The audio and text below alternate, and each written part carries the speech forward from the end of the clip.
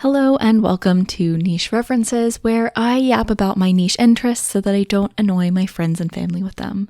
My name is Chris, and today I'm going to be yapping about horror movies, and more specifically, my list of movies that I want to watch this spooky season. I'm not the biggest movie watcher in general, but I am a big fan of horror movies, and I tend to binge a lot of them once I get the first whiffs that fall is on its way. And despite the complete lack of chill in the air, I think it was actually like 90 degrees outside today, my spooky senses are already tingling, and I am so ready for Halloween to arrive. However, as we know, I am also a niche girly, which means that although I've seen some very random indie horror movies within my favorite horror subgenres, I have not seen some of the biggest names in horror. And it's getting a bit embarrassing to say that I love horror movies and then have to admit that I've never actually finished The Exorcist. And also frustrating to argue with gatekeepers who hear that and then try to call you a fake horror fan.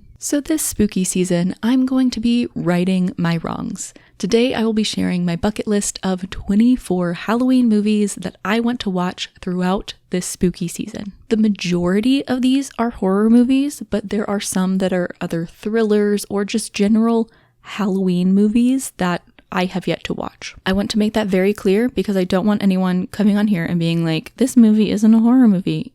I know, I said that. This list certainly doesn't include every single famous horror movie that I've never seen, but a condensed mixture of the most famous ones and the ones that I think I'm most likely to enjoy.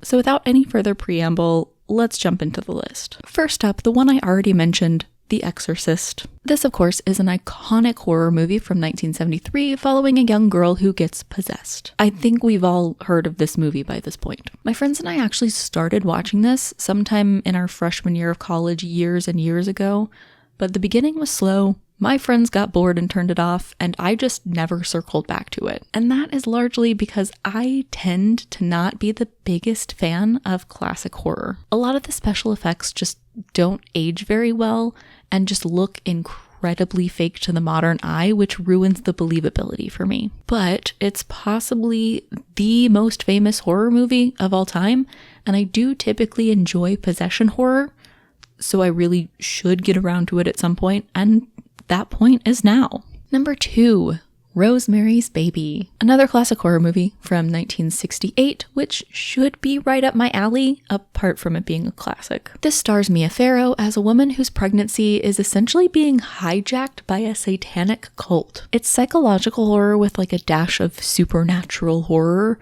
so I've really got high hopes for this one because I do love both of those genres. And I am also hoping that because it's psychological, it will have minimal poorly aged special effects, which is a tick in its favor. The one downside here is that I think I've actually been spoiled on something that's supposed to be a twist in the movie.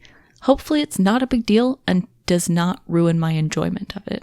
Number 3, 1984's Poltergeist. This one's interesting for me because my mom doesn't really like horror movies or anything scary, but she really likes this movie for some reason, and that's part of why I've never seen it. Partly to jokingly spite her, but largely because this movie's rated PG, and I used to firmly be in the camp that horror had to be at least R to be effective, which is hilarious given that my favorite horror movie modern day is a PG-13 movie. But once again, this should be up my alley here. I think ghosts take a child and there's a TV involved. I don't know, but little girls and TVs tend to be a winning horror combination for me, so hopefully it's great. And yes, you probably now know what my favorite horror movie is based on the information I just gave you. Number 4 is John Carpenter's The Thing from 1982. For me, this has always been one of those movies that I just really have no interest in. I'm not big on creature horror, I'm not big on alien movies, and the fact that it's seemingly set in Antarctica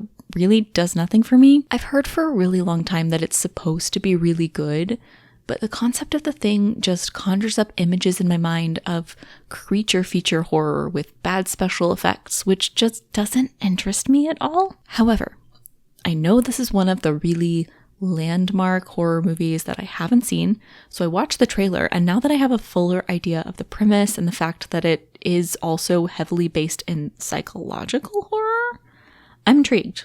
I'm open-minded and I'm interested, and I hope to enjoy it. Number 5, the original 1992 Candyman. This is one of the ones I'm most excited for because I had it on my list last year just because I wanted to watch it, and I didn't get around to it. This is an early 90s movie centered around the urban legend of Candyman, a murderer with some kind of claw hand and bees. I love an urban legend in horror movies. My favorite found footage horror movie, Butterfly Kisses, is all about the legend of Peeping Tom, and I also quite enjoy the very cheesy 90s slasher urban legend. So I'm thinking I'm gonna really enjoy this one. Number 6, Hellraiser from 1987. This one was kind of a late addition to the list, and honestly is mostly just here because I feel like I need to know what a Cenobite is. Quite literally, all I know about this movie is that the main guy is Pinhead. I don't know a single other thing about this movie, other than that it comes up in conversation fairly frequently when dealing with horror, and is within that realm of like being like a well-known classic.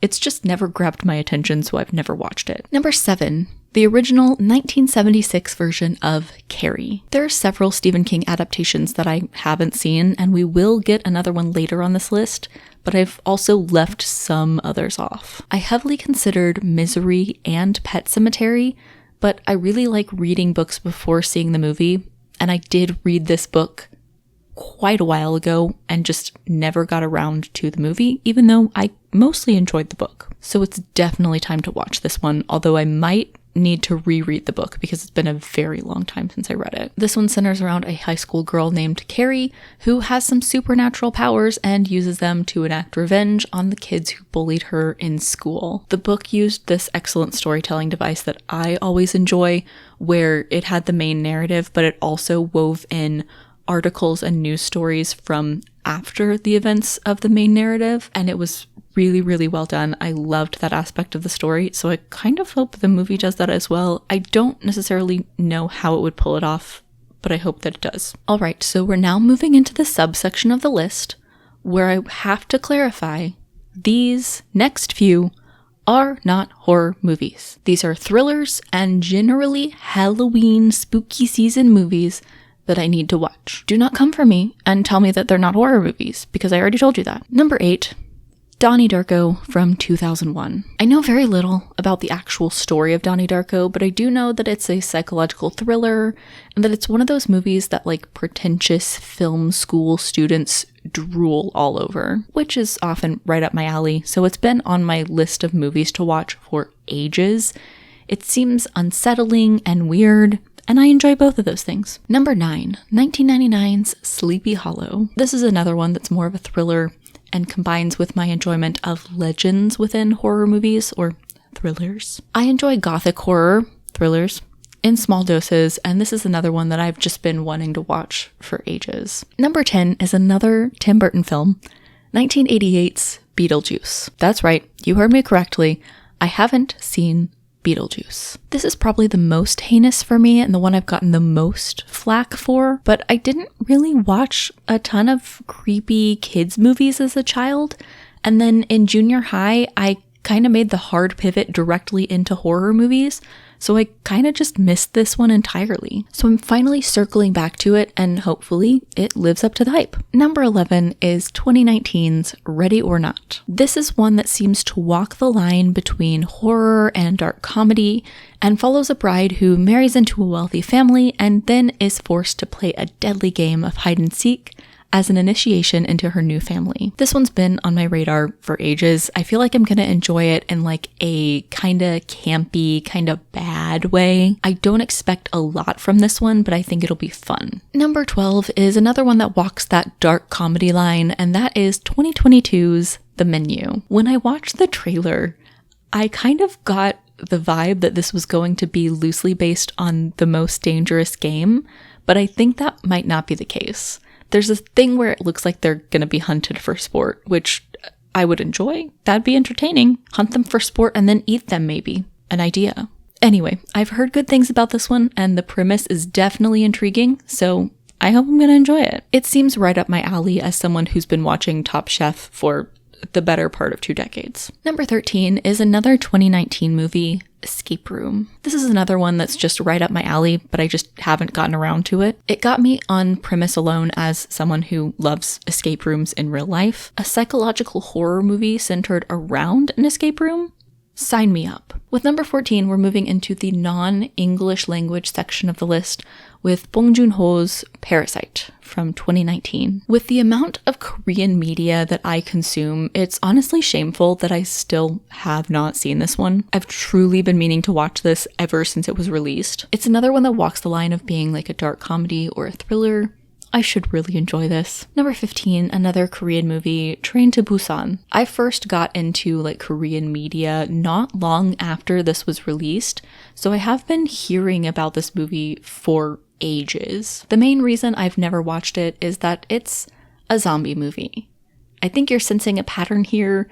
Zombies, aliens, creatures, they're fine, but they're not the type of horror I gravitate toward. I like ghosties and having my mind messed with, but I've heard great things about this one, so I'll give it a go. Number 16 is 2002's Ju-on the Grudge, which is the source material for the 2004 American remake starring Sarah Michelle Gellar. The American version of The Grudge was one of the first few horror movies I dipped my toes into in high school, and I remember not being incredibly impressed, although I have never rewatched it. But it was an early watch for a reason, because this is the type of horror I gravitate toward, so I plan to watch this and then rewatch the remake and see if I like it any better now. Because I am definitely someone who will sometimes not like something the first time, and then it kind of grows on me and I rewatch it and I love it for some reason. Number 17 is the original Swedish Let the Right One In from 2008. There's an English remake which I will entertain watching,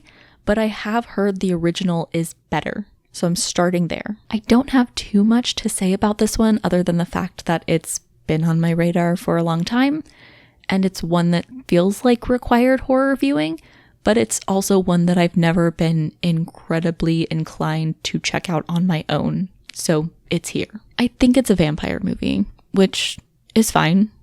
I don't think I've consumed a lot of horror vampire content as a millennial who read Twilight in high school, but vampires are fun. They're creatures I'm more inclined to check out than like zombies or aliens. We're moving into the modern section of the list with number 18, Black Phone from 2022. I truly know almost nothing about this movie, but I feel like I have seen that image of Ethan Hawke in The Mask everywhere, so I just need to know what's up with this movie. That's genuinely all I have to say about this one. Number 19 cycles back around to Stephen King adaptations with 2017's It. Now, huge asterisk here. When I put It on the list, I wasn't super clear on which version I was planning to watch, and I'm still kind of iffy on my choice to watch the new one. Every time I look into it, I feel like I see very mixed opinions on whether to just watch the new one or to start with the 1990 Tim Curry version. I might end up watching both, although that's kind of a huge commitment because it's essentially 4 movies if I watch the entire original miniseries and both of the 2 new movies. So I might just watch one, or I might just watch the 2 new ones. I'm not really sure. But tentatively, I'm choosing the 2017 version. As for why I haven't watched either so far, I will give you the very rare answer that I'm actually a little bit scared to watch this one. Clowns kind of freak me out, and the obvious John Wayne Gacy inspiration makes it feel a little bit too real. So I'm kind of worried this one will get to me, which is not something you'll hear from me very often because I am unfortunately one of those people that's like, horror movies don't scare me.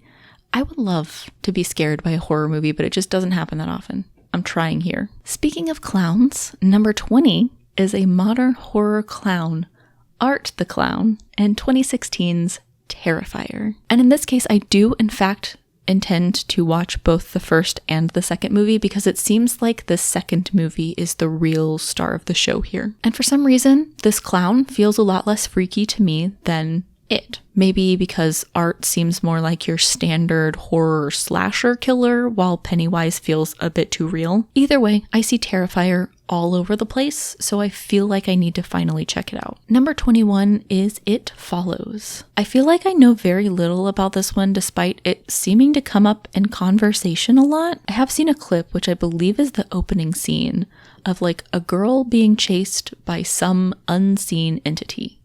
And that is truly the extent of my knowledge about this movie. But I have heard that it's really good, and it seems pretty well known, so it's on the list. Number 22 is one of the more self-servicing choices, and that is Bodies, Bodies, Bodies. Every year, A24 releases at least one horror movie with a premise that really grabs my attention. This year I saw The TV Glow, which I have already seen, and a couple of years ago it was Bodies, Bodies, Bodies. It just seems like a fun teen horror movie, and I'm always down for that. I also considered Talk to Me, which I think also came out in 2022, but this is the one that has really drilled itself into my brain, so this is the one I'm watching. Number 23 is perhaps my biggest blind spot when it comes to modern horror, and that is A Quiet Place. When it first came out, I don't think I really realized it was a horror movie, and for some reason the premise just never really grabbed me. Plus, as we have established, aliens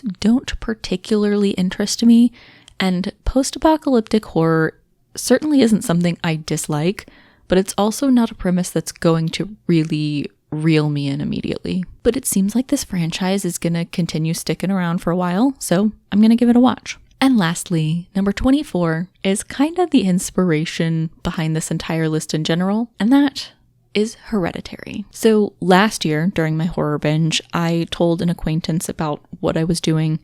Last year's horror binge was really heavy on like cheesy 90s slashers and indie found footage movies, two of my favorite little niches in horror. So there were like very few big blockbuster horror movies that I was really getting around to last year. This acquaintance also enjoys horror movies, so they started talking about some big name horror movies that they had seen. And when I said I hadn't seen a couple of them, they said, not in jest, how can you call yourself a horror fan if you haven't seen these? And for some reason, Hereditary was kind of the straw that broke the camel's back in that conversation. So this is my screw you to anyone who decides to call someone a fake horror fan based on which famous horror movies they have and have not seen. So sure, I'll finally watch your stupid little popular horror movie. Do I know what it's about? No, I do not. I feel like I've seen some stuff discussing Hereditary alongside Midsommar. I don't know why, but if they're similar, that does not bode well for Hereditary because I don't love Midsommar. So that is my list of popular spooky season movies that I will be watching over the course of the next few weeks and months. I will probably be sprinkling in other movies here and there, simply because I have a very long list of horror movies that I want to get to, and the vast majority of them are nowhere near popular enough to get on this list. So I will probably end up circling back to this at the end of spooky season, talk about if I watched all of these, if there are any that I didn't finish, what I thought about them, stuff like that. Just a general wrap-up. Speaking of wrap-ups, segue. I have been kind of MIA for a bit, but I am back. Basically, I hit a point that I kind of feared I would hit, where I was stuck between a bunch of my niche interests for like a month. I wasn't really stuck into any of my niche interests, so it was just hard to figure out what to make content around. But I just posted a like wrap-up episode, like a niche roundup, where I yapped about everything I've been consuming throughout the summer, and I've got some ideas set up for after this one as well. So definitely go check that out. I talk about a bunch of stuff that I have been really loving lately. We talked about the Olympics, about the YouTube show Jetlag, about Big Brother, other stuff. So if you enjoyed this episode and want to see how much of my spooky season bucket list I complete, go ahead and subscribe or follow on whichever platform you're currently listening on. I will probably be doing bucket list updates as I go through the bucket list over on Instagram. So if you want to keep up to date with that, go follow me on there. The link is in the description. And spooky season is my favorite time of year, so I've got some fun things in the works. So please come along with me as I make some niche references.